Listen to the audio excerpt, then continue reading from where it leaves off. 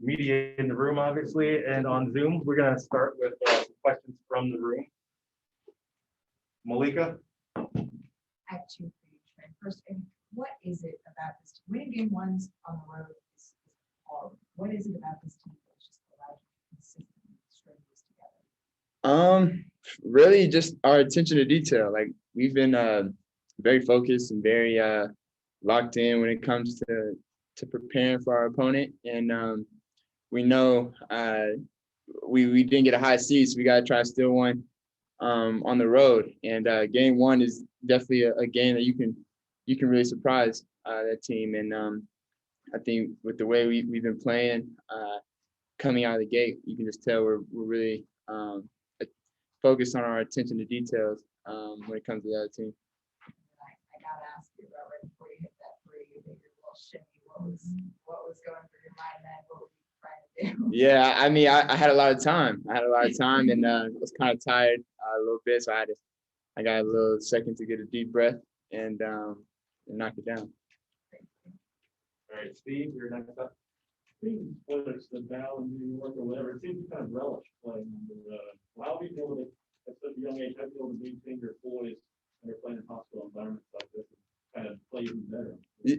Yeah, I've always, ever since I was in middle school, when I was going on the road in middle school, I was always loved playing on the road. I love playing against the opposing crowd, an opposing team, and it feels like you're with your team and it's just them in the building. And I think that really brings our group together. We're a close group.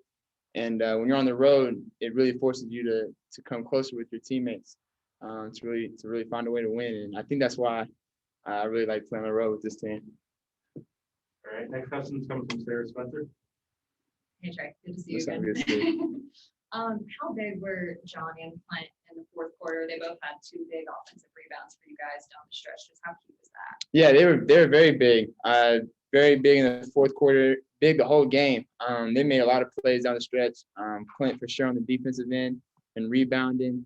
And then JC with his scoring, and he had a big three in front of their bench. And then he just played really well the whole game, and it was a fun game. And those two played really well. All right, Chris Kirschner. Hey, Trey. What's up? What have you learned from Nate since he's taken over, just about leadership, whether it's on the court dictating the offense and off the court, being that guy in the locker room as a vocal leader? Just that I know we're always in the game. He tells me that he believes that if it's a couple possessions in a game that I can win anything. And whenever you have a coach that believes in you and tells you that all the time, it really gives not only you confidence but your teammates confidence. And I think that's something that I've really taken away from him. He's taught me a lot about. The Hawks haven't won a conference finals game before, at least since moving to Atlanta. Mm-hmm. I mean, being a part of that and being the leader of this team, what does that mean to you? It's special. It's special. I wanted to achieve things like that when I was a rookie coming in. As a rookie, you don't know how hard it is until you have to actually do it. And so to achieve an accomplishment like that and winning our first of hopefully many conference games, it's a great accomplishment for our team and for the city. All right, Joe Barden. Hey, Trey, do you feel underestimated?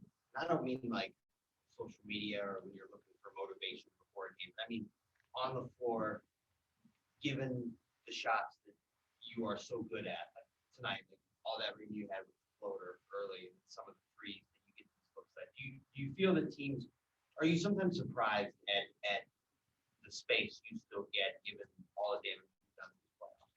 No, I'm not surprised because I know I can. I've seen pretty much every defense, and it's really just figuring out what type of defense they're showing that night. And so I'm not surprised. For me, it's just trying to make the right read and figure out how they're going to guard. And they guard a certain way, and just trying to make plays and attack that way. So I'm not really surprised ever. All right, Tim Bontemps. Trey, to that point, it seemed like, especially early in the game, they were kind of letting you get to that floor and kind of sticking everybody else. Did you think that in particular with the hot start you got from that mid-range, did that kind of kind of ignite your game, kind of as the game went on, force them to change what they were doing?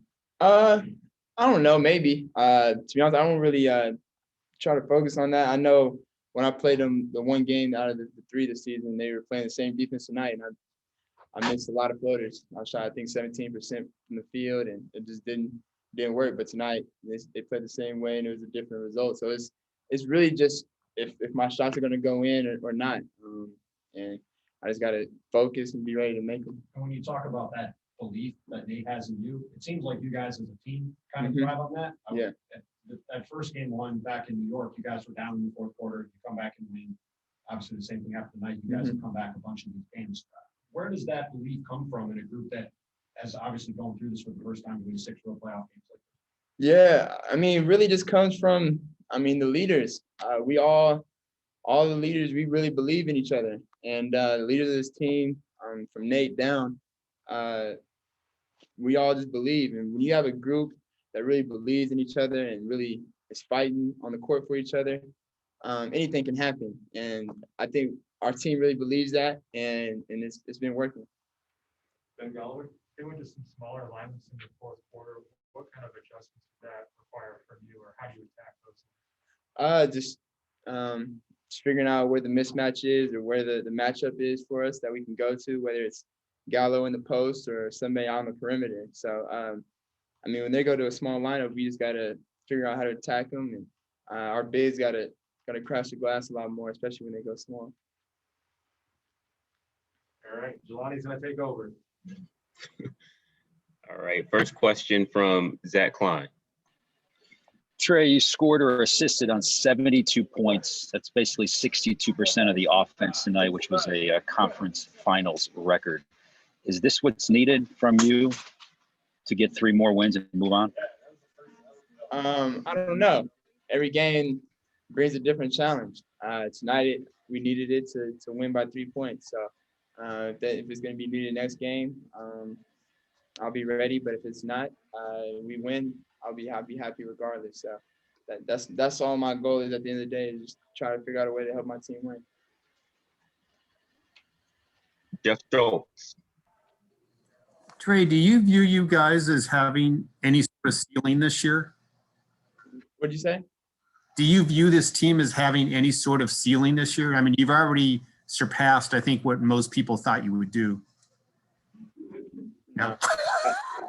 No, I told her. I don't know who asked me a long time ago, but I've been getting asked that a lot at the beginning of the season. And I told everybody then, like, I didn't believe we had any ceiling. I think we can go as far as we want to, and I don't think there is a ceiling unless you put the finals on it. So I believe in this team, and we all believe in each other. Is that unique? Because it doesn't see, obviously, you know, the situations you guys have been in this year in some games and series. I mean, to have a situation where you're just, to be on a team that nothing seems to phase you guys, no situation, no road game, no injuries, no nothing. Yeah, I don't know what the question was. Is it unique to be? Is it unique to be in that situation? Yeah, it's definitely unique. It's one of my favorite teams I've been a part of. This is a special group, so it's definitely a unique group. Let's go to Justin Felder. Hey, Trae, after that lob to John off the backboard, Kent Bazemore tweeted that you guys used to do that all the time in practice. He never thought you'd do it in a game. John looked like he had a big smile. Take me through that play, your reaction, and John seemed to be pretty pleased with it too. Yeah, Baze, so I'll do that a couple of times in practice, and drills and things like that. So that's funny. Like we said in the locker room, he knew it was coming. He knew when it's the difference between one of my floaters and one of my passes off the backboard. So that's just the connection we have, and type of chemistry we have. So it's fun playing with him. Last two, first from Vinny Goodwill. Trae, when you're reading the game and you go from sort of reading the game to sort of taking it over like you did in the third quarter, is that a conscious decision? Do you read the game in the first half, or do you just decide, hey, we can make a run here and I can do it? What goes through your mind when you make that decision to be more assertive? It's a game flow. I mean, if I got a couple shots going, if I've hit a couple in a row, my teammates are looking for me to be aggressive and to keep going. And in the third quarter, it was kind of that kind of way. Last game it was Kev. I mean, it's always a different guy sometimes. And tonight, this is kind of how it was. And my teammates were telling me to be aggressive in the third quarter and to keep going. Okay, Trey, we've got a few more actually. We'll go to Mark Schwartz from ESPN. Trey, Nate made a really great comment a few minutes earlier. He said that your style of play is built for this time of the season. What does he mean by that? I don't know. Maybe he just knows my mentality and just knows me. Just knows I'm all for the biggest moments. And I don't know. I feel like I've worked my whole life, and we've talked about it in our little conversations we've had, that just getting to the playoffs is something that I wanted to do this year. And as a team, and not making the last 2 years has been tough. And so just having that motivation that when we got here to be ready, it was definitely something that I was thinking about. Why do you think that you've been able to succeed at such a high level in this scenario when so many guys going through it the first time really struggle badly? It's a lot of reasons. I mean, when you have a coach that believes in you, and then you got great teammates around you that make plays and also believe in you, it makes my job a lot easier. So I just go out there, I have fun, enjoy the game, and just try to leave it at that. And then whatever happens, happens. So it's been fun. Final question from Jeff Zilgett. Trey, you just mentioned that basketball is a fun game, obviously, but there's also a lot of stake right here. So I'm wondering, do you embrace the magnitude of the situation to have fun, or do you try to downplay, how big this is and just go out and play and try to have fun? Which one is it? I mean, I know it's a big deal, but not a lot of people believe we can win. And so that's one thing right there. So, I mean, it's a big deal, but I mean, not a lot of people think it's a big deal to us. So for us, we just got to go out there, have fun, play the right way, and keep doing what we've been doing. That's all we got to focus on. Thank you, Trey. Appreciate it.